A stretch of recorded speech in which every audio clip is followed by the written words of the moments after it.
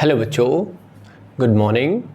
प्यारे बच्चों, हम लाइन्स एंड एंगल्स पढ़ रहे हैं और ये हमारा दूसरा लेक्चर है।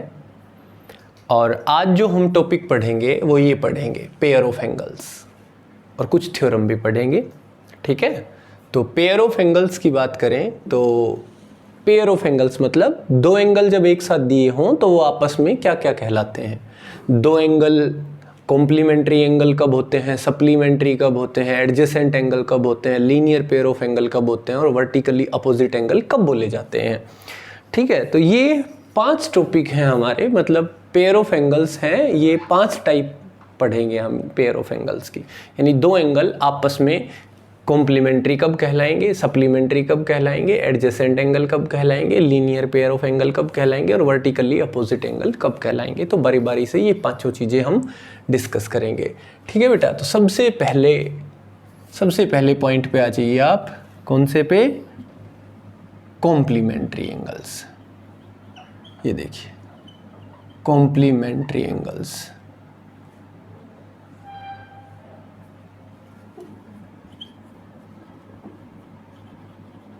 कॉम्प्लीमेंट्री एंगल्स बहुत आसान है। कोई दो एंगल है मेरे पास, कोई दो एंगल हैं। ये देखिए, ये एक रे निकल गई, ये O पॉइंट है, ये A, ये B और ये C। ये दो एंगल हैं। ये मान लीजिए X है और ये कितना है Y। अगर इनका जोड़ 90 डिग्री है तो ये दोनों क्या कहलाएंगे? एक दूसरे के कॉम्प्लीमेंट्री एंगल कहलाएंगे। यानी कॉम्प्लीमेंट्री एंगल्स किनको कहते हैं? जिन दो एंगल्स का सम 90 डिग्री हो उन्हें कॉम्प्लीमेंट्री कहते हैं। दूसरे नंबर पे आता है हमारे पास सप्लीमेंट्री। बहुत आसान है भाई। सप्लीमेंट्री एंगल किनको कहते हैं? जिन दो एंगल्स का जोड़ 180 डिग्री हो। कितना हो? 180। वो एक दूसरे के लिए किसका काम करेंगे? सप्लीमेंट का, यानी सप्लीमेंट्री एंगल कहलाएंगे। एक्स वाई का सप्लीमेंट एंगल है, वाई एक्स का सप्लीमेंट एंगल है। ठीक है, तो बहुत आसान है। जब भी किन्हीं पेयर ऑफ एंगल्स का सम 90 डिग्री हो तो कॉम्प्लीमेंट्री, और जब भी किन्हीं पेयर ऑफ एंगल्स का सम 180 डिग्री हो तो सप्लीमेंट्री। तो कॉम्प्लीमेंट्री और सप्लीमेंट्री दो टाइप समझ गए बेटा। बहुत आसान है, इनमें ज़्यादा टाइम वेस्ट करने की ज़रूरत नहीं है। ओके, उसके बाद आता है एडजेसेंट एंगल। एडजेसेंट एंगल से क्या मतलब है आपको मैं बताता हूँ। जैसे ये कोई लाइन है, ये कोई पॉइंट है O, ये है A, ओके, ये B, तो ये कोई एंगल हो गया एंगल 1, ये C, ये हो गया मान लीजिए एंगल 2, ये D, ये हो गया एंगल 3, ये E पॉइंट है और ये F पॉइंट है ना, ये 4 और ये कोई एंगल है 5। तो एडजेसेंट एंगल का मतलब होता है साथ वाले एंगल। जैसे एंगल 1 और एंगल 2 एडजेसेंट एंगल है। एंगल 1 और एंगल 3 एडजेसेंट नहीं है क्योंकि इनके बीच में एक और एंगल आ गया एंगल 2। एंगल 1 और 2 आपस में एडजेसेंट हैं, 2 और 3 एडजेसेंट हैं, 3 और 4 आपस में एडजेसेंट एंगल हैं, 4 और 5, यानी साथ वाले दो एंगल एडजेसेंट एंगल कहलाते हैं। तो ये भी आप समझ गए होंगे। उसके बाद आता है linear pair of angle. Linear pair का मतलब बहुत ही सिंपल है, आप समझ जाएंगे बहुत आसानी से। ये देखिए, लीनियर पेयर मतलब वो पेयर जो एक ही स्ट्रेट लाइन पे बना है, एक ही स्ट्रेट लाइन पे, और फिर आप कोई एक रे डाल दो तो इससे जो दो एंगल बने x और y, ये पेयर ऑफ एंगल हो गए, ये कहलाएंगे लीनियर पेयर। और इनका जोड़ कितना होगा? 180 डिग्री। क्यों? क्योंकि ये स्ट्रेट लाइन पे बने हैं। स्ट्रेट लाइन पे बने हैं यानी इनका जोड़ 180 होना ही होना है, क्योंकि ये एक स्ट्रेट लाइन है। तो ये टोटल एंगल कितना हुआ? 180 degree.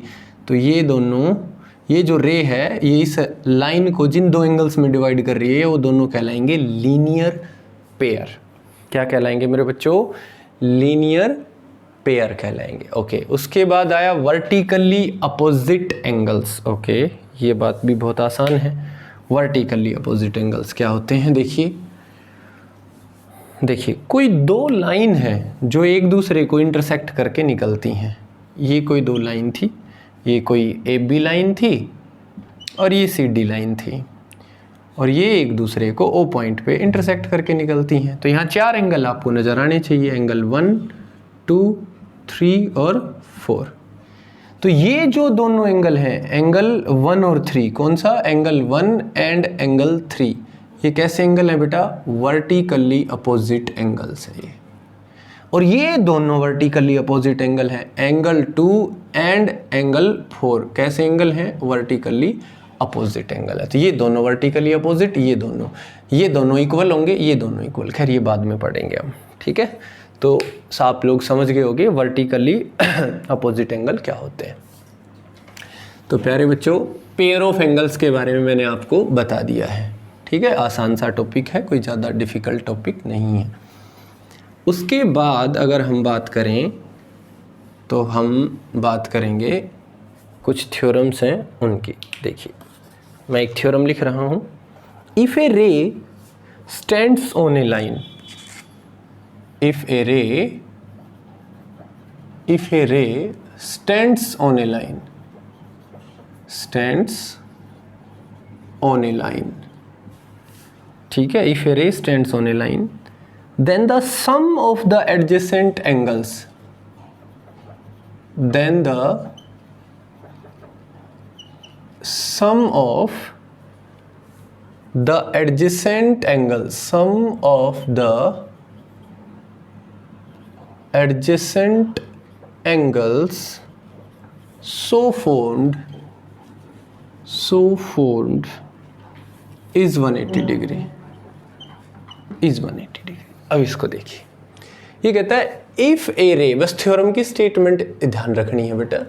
If a ray stands on a line, ये कोई लाइन है बेटा ए बी हमारे पास, इसके ऊपर कहता है अगर कोई इस ओ पॉइंट पे मान लीजिए एक रे स्टैंड करती है ओ सी, तो कहता है then the sum of the adjacent angle. तो इस केस में दो एडजेसेंट एंगल हुए, एक तो ये एंगल, एंगल 1, और एक ये हो गया एंगल 2। तो वैसे तो ये एडजेसेंट एंगल है, और वैसे देखोगे तो ये लीनियर पेयर भी हैं, क्योंकि ये एक स्ट्रेट लाइन पे है, इसलिए एंगल 1 और एंगल 2 का जोड़ कितना होगा? 180।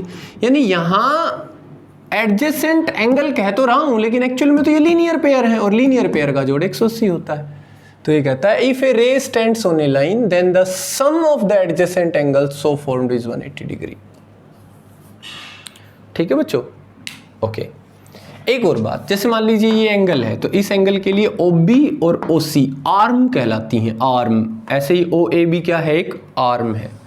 तो इससे अगली थ्योरम पढ़ रहा हूं, यही इसकी कन्वर्ज थ्योरम है, इसकी उल्टी है। देखिए इसमें क्या कहा, अगर एक स्ट्रेट लाइन पे एक रे डाल दी जाए तो एडजेसेंट एंगल्स का जोड़ 180 होगा। उसमें कहा कि अगर एडजेसेंट एंगल्स का जोड़ 180 है तो ये जो दो आर्म है ये वाली, ये एक स्ट्रेट लाइन बनाएंगी, ठीक है, ये स्ट्रेट लाइन बनाएंगी।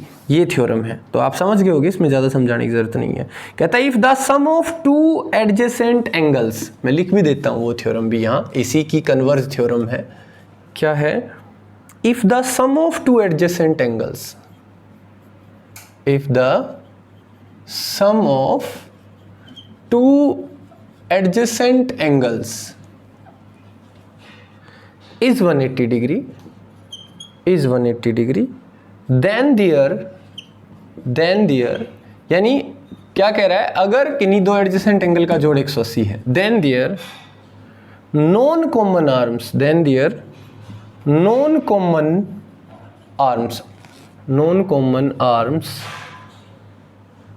form a line। अब यहां से देखिए, एक ये एंगल है, एक ये एंगल है। दोनों एंगल्स की बात करें, इसमें दो आर्म है, एक तो ये एक ये, इसमें दो आर्म है, एक ये वाली और एक ये वाली। तो ये तो कॉमन आर्म हो गई दोनों के लिए, और ये होगी नॉन कॉमन आर्म। तो अगर दो एडजेसेंट एंगल्स का जोड़ 180 है, तो जो नॉन कॉमन आर्म है इसका मतलब ये एक स्ट्रेट लाइन है। बस इतना सा है, ठीक है बच्चों। तो अब आप लोग ये दोनों की दोनों थ्योरम समझ गए होंगे, कोई दिक्कत नहीं है। अगली थ्योरम है if two lines intersect each other.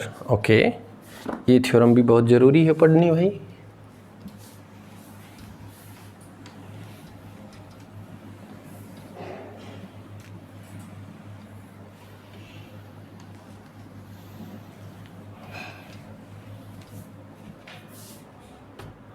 Theorem क्या है? थ्योरम देखिए, if two lines intersect each other, if two lines intersect each other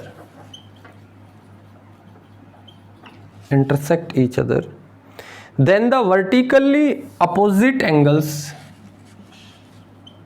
then the vertically opposite angles are equal, ये तो मैंने अभी बताया भी था, फिर मैंने बोल दिया था बाद में करेंगे क्योंकि मुझे पता था थ्योरम आनी है। ये देखिए कोई दो लाइन है बेटा, ये दो लाइन इंटरसेक्ट करती हैं, मान लीजिए ओ पॉइंट पे, इस लाइन का नाम है ए बी और इसका नाम है सी डी।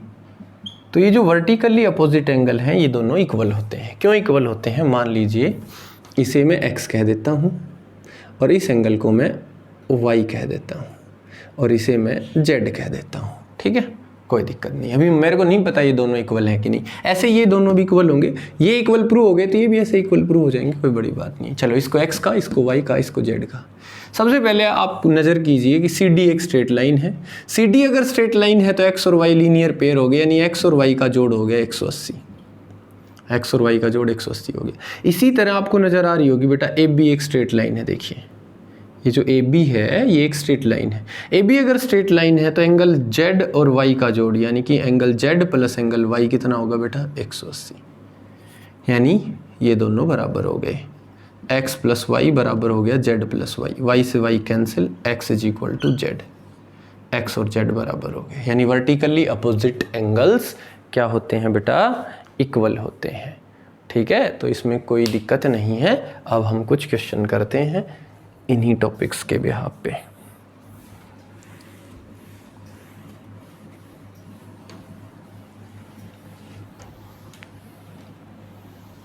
देखिए तो प्यारे बच्चों बहुत आसान से क्वेश्चन है। ध्यान रखना जितने भी टॉपिक मैंने पढ़ाए हैं वो सभी आपको ध्यान होने चाहिए, ठीक है, कोई परेशानी नहीं होगी। जैसे पहला क्वेश्चन है, find the value of x, find the value of x। मैं सीधा लिख रहा हूं छोटा करके, find x if 4x plus 15 degree and 2x minus 9 degree are complementary angles, are complementary angles। अब देखिए अगर ये दोनों कॉम्प्लीमेंट्री एंगल्स हैं 4x प्लस 15 डिग्री और 2x माइनस 9 डिग्री, अगर ये कॉम्प्लीमेंट्री हैं तो इन दोनों का जोड़ 90 डिग्री मिलेगा। कितना मिलेगा बेटा? 90 डिग्री मिलेगा। तो यहाँ से 4x और 2x हो गया 6x, 15 में से और जो 9 है ये जाएगा तो कितना बचेगा? 6 इज इक्वल टू 90, यानी 6x इज इक्वल टू हो गया बेटा 90 माइनस 6, यानी 6x इज इक्वल टू हो गया 84। सो x इज इक्वल टू हो गया 84 अपॉन 6, 6 से कैंसिल करो, 6 1 जा और 6 4 जा, x इज इक्वल टू 14। ये x की वैल्यू आ गई। आगे इसमें लिख रखा आल्सो फाइंड द एंगल्स, तो यहाँ x को 14 रखोगे ये एंगल मिल जाएगा, यहाँ 14 रखोगे ये एंगल मिल जाएगा। तो ये बहुत ही आसान है, इसमें कोई दिक्कत नहीं आनी चाहिए आप लोगों को, ठीक है, कोई परेशानी नहीं होगी। नेक्स्ट क्वेश्चन देखेंगे अब सारे बच्चे। अच्छा अगर ये कहा जाता है यहाँ कि find x if the angles are supplementary, तो सप्लीमेंट्री में क्या करते हैं? इन दोनों का जोड़ 180 रख देते हैं, उसके अकॉर्डिंग x की वैल्यू आ जाती है। तो जो नेक्स्ट क्वेश्चन है उसमें सप्लीमेंट्री कहा गया है, तो वो आप लोग खुद फाइंड आउट करोगे, ठीक है। आगे देखिए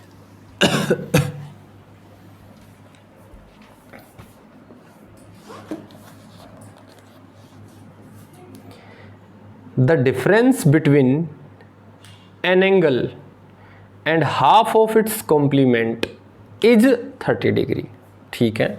फाइंड द एंगल, देखिए बेटा the difference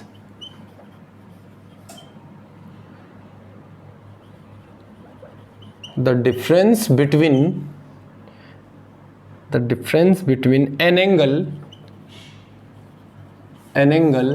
and half of its supplement, half of its supplement, half of its, or not supplement, complement, half of its complement is 30 degree, find the angles, find the angle। ठीक है बेटा, बहुत ही आसान सा question है ये।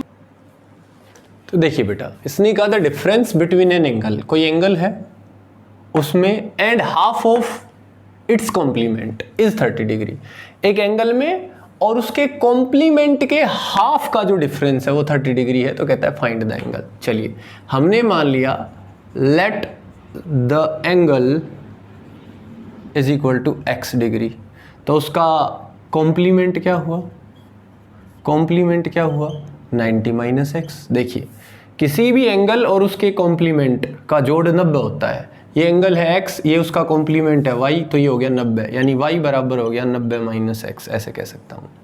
ठीक है, अब अकॉर्डिंग टू क्वेश्चन है ये डिफरेंस किस किस का, एंगल का यानी कि x का, और हाफ ऑफ इट्स कॉम्प्लीमेंट, ये जो भी कॉम्प्लीमेंट है 90 माइनस एक्स, इसके हाफ का, इनका जो डिफरेंस है वो कितना है 30। तो हमें x बताना है बस। तो यहाँ से एलसीएम कितना आएगा बेटा, हमारे पास एलसीएम आ गया 2, तो ये हो गया 2x माइनस माइनस अंदर जाएगा, तो ये 90 माइनस का, ये माइनस माइनस प्लस का x इज इक्वल टू 30। ये क्रॉस मल्टीप्लाई में जाएगा, तो 2x और x कितना हो गया 3x minus 90 is equal to 60। सो 3x is equal to 60 plus 90, यानी कि 3x is equal to 150 degree, x is equal to हो गया कितना 150 डिवाइडेड बाई 3, 50 डिग्री है ना, x इज इक्वल टू आ गया 50 डिग्री। ओके, तो एंगल कितना आ गया बेटा 50 डिग्री। आगे देखिए,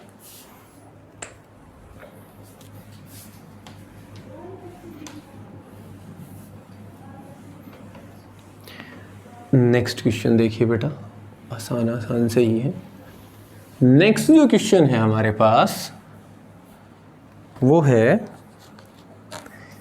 कहता है to supplementary angles, find to supplementary angles, find to supplementary angles, find to supplementary angles whose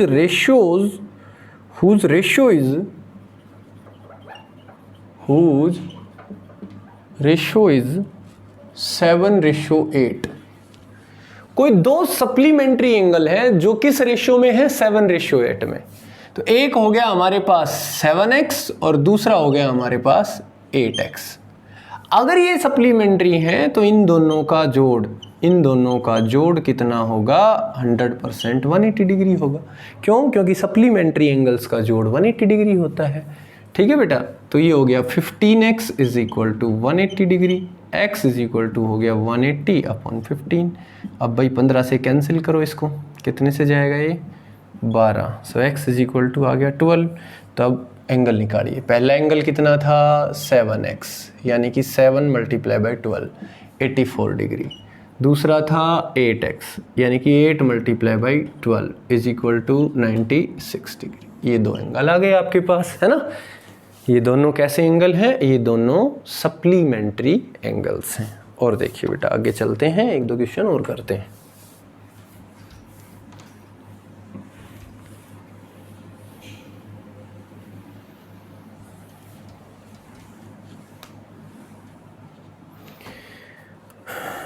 next है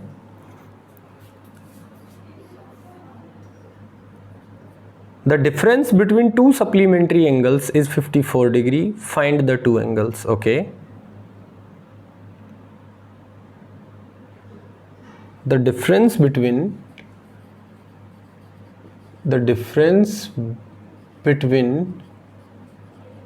to supplementary angles is 54 degree. ठीक है, तो कहता है find the two angles, find the two angles. ठीक है, आसान है, देखिएगा। दो सप्लीमेंट्री एंगल है, तो ऑब्वियस सी बात है, अगर हमने फर्स्ट एंगल मान लिया x डिग्री, तो सेकंड जो है बेटा वो हो जाएगा 180 माइनस x डिग्री। अब इन दोनों का डिफरेंस है 54, यानी कि एक x इसमें से घटा दो 180 माइनस x। आप समझिएगा, फर्स्ट एंगल x तो दूसरा 180 माइनस x, क्यों? क्योंकि सप्लीमेंट्री है। अब इन दोनों का डिफरेंस है 54। अब देखिए x minus 180 minus minus plus x is equal to 54। ये हो गया 2x is equal to 54 plus 180 degree. तो बेटा ये हमारे पास हो गया 2x इज इक्वल टू, इनको जोड़ लीजिए, ये हो गया 0 प्लस 4 4 234। तो x इज इक्वल टू हो गया 234 डिवाइडेड बाई 2, 2 से 1 1 और 7। सो x इज इक्वल टू 117। तो अब आप लोग समझ गए होगे बेटा, आसान आसान से क्वेश्चन है।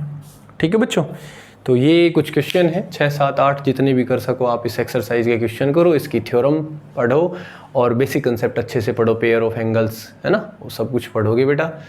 और हल्का सा रिवीजन वर्क भी मैं दे रहा हूँ होमवर्क में आपको, तो वो भी आप पढ़ोगे। ठीक है, तो इसी के साथ आज का लेक्चर यहीं कंप्लीट करते हैं। बाय।